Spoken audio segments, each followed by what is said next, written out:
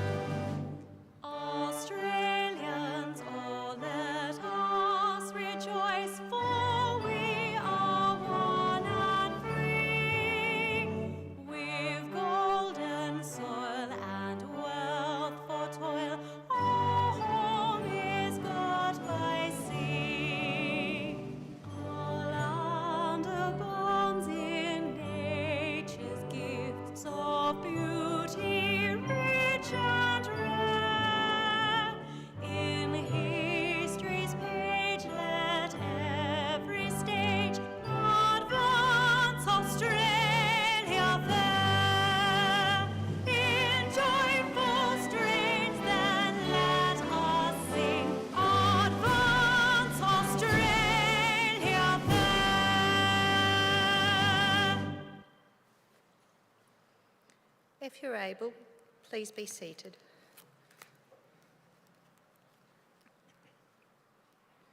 The Australian War Memorial was the vision of Charles Bean, Australia's First World War official historian. Bean landed with the Australian troops on Gallipoli and stayed with them at the front through to the end of the war. The idea of this national memorial and museum came to him at Pozières, France, in the depths of the bloody fighting of 1916. Bean's idea was that this would be a place where families and friends could mourn loved ones buried in faraway places. It would also be a place that could help all Australians understand what these men and women had endured and what they had done for us.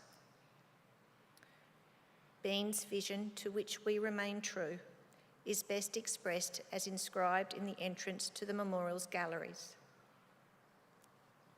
Here is their spirit, in the heart of the land they loved, and here we guard the record which they themselves made. Tonight we will read the story behind just one of those on the Roll of Honour, which lists the names of more than 103,000 men and women who've given their lives for us in war and on operations for more than a century. But first, we present a lament, Flowers of the Forest. Wreaths or floral tributes will now be laid at the base of the Pool of Reflection.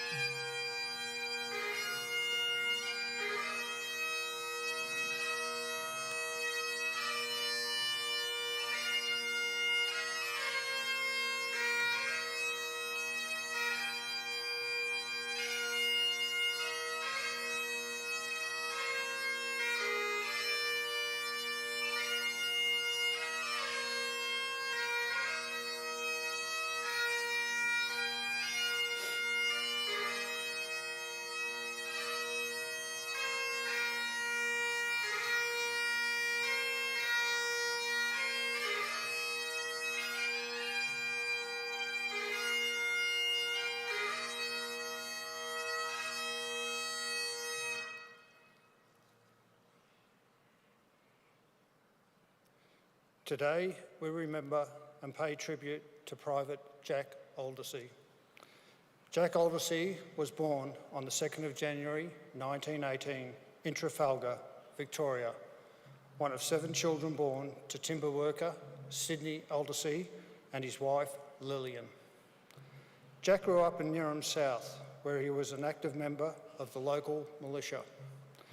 When the Second World War broke out in 1939, he was living in Neerim East and worked as a labourer. Jack Aldecy enlisted in the 2nd Australian Imperial Force on the 17th of July 1940 and began training at Caulfield and Shepparton. In November 1940, he was allotted to the newly raised 2nd of 29th Battalion, joining his new unit at Camp Benegil. He completed further training with his new comrades at Bathurst, New South Wales. In February 1941 and later returned to Victoria. He embarked for active service on the 30th of July 1941.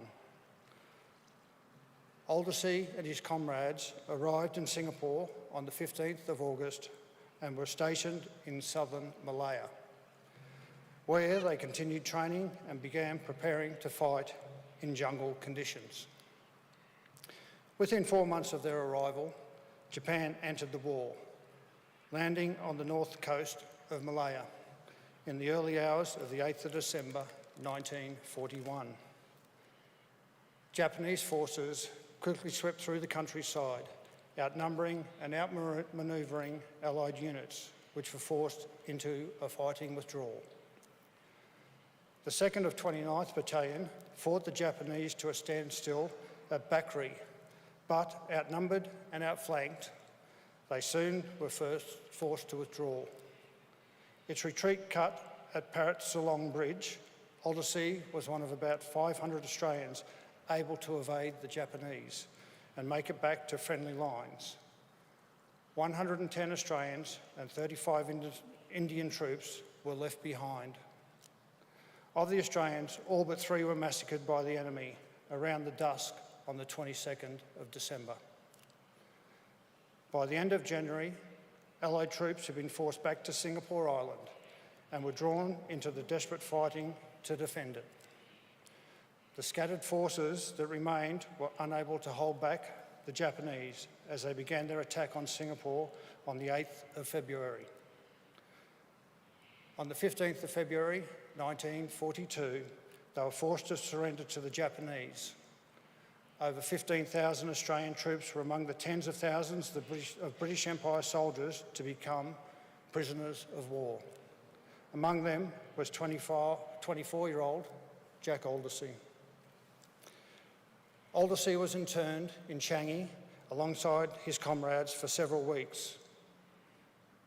During this period, he found a means of escape and fled to the jungle, where he discovered Malayan resistance forces fighting against the Japanese occupation.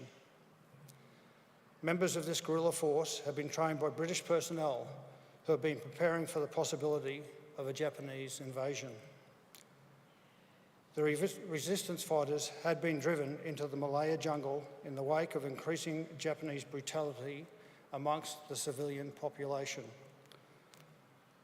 Aldersea joined the resistance force and began a long period of avoiding enemy troops and surviving in horrendous jungle conditions, faced with the ever-present fear of discovery by the Japanese or being given out by the civilians. The jungle environment was hostile, with soaring temperatures and humidity, pitch black darkness at night, and snakes and mosquitoes, all of which put Aldersea and his comrades at increasing risk of disease. Aldersea managed to remain undetected by the enemy for more than 13 months while working with resistance forces. He soon contracted malaria, however, and his condition rapidly declined. With little medical assistance available, Aldersea quickly succumbed to the effects of malaria and died on the 17th of March 1943. His final resting place was never found. Today, he is commemorated in the Singapore Memorial at Cranji War Cemetery. Jack Aldecy was 25 years old. His name is listed on the Roll of Honour on my left among almost 40,000 Australians who died while serving in the Second World War. His photograph is displayed today by the Pool of Reflection. This is one of the many stories of service and sacrifice told here at the Australian War Memorial. We now remember Private Jack Aldecy, who gave his life for us, for our freedoms and the hope of a better world.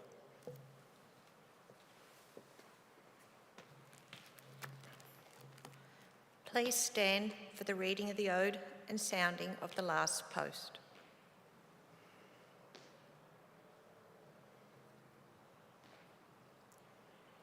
They shall grow not old, as we that are left grow old. Age shall not weary them, nor the years condemn. At the going down of the sun and in the morning, we will remember them. We will remember them.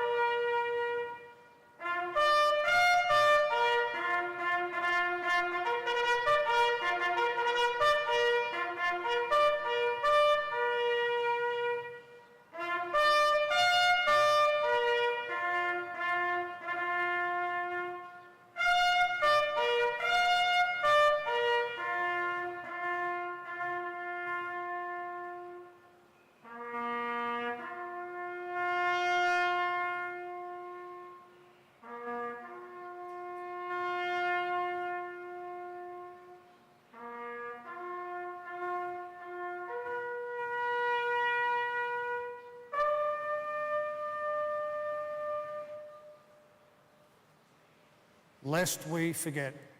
Lest we forget.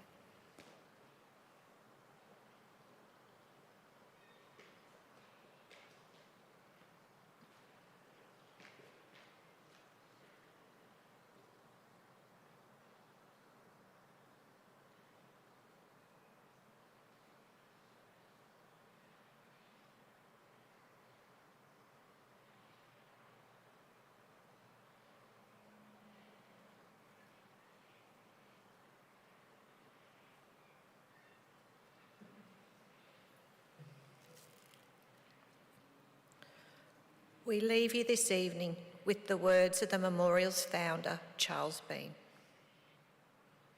Many a man lying out there at Pozieres or in the low scrub at Gallipoli, with his poor, tired senses barely working through the fever of his brain, has thought in his last moments, well, it's over, but in Australia they will be proud of this. Ladies and gentlemen, that concludes the last post ceremony. On behalf of the Director, staff and volunteers, thank you for visiting the Australian War Memorial today and for your continued support during the Memorial's development project. We wish you all a very pleasant evening.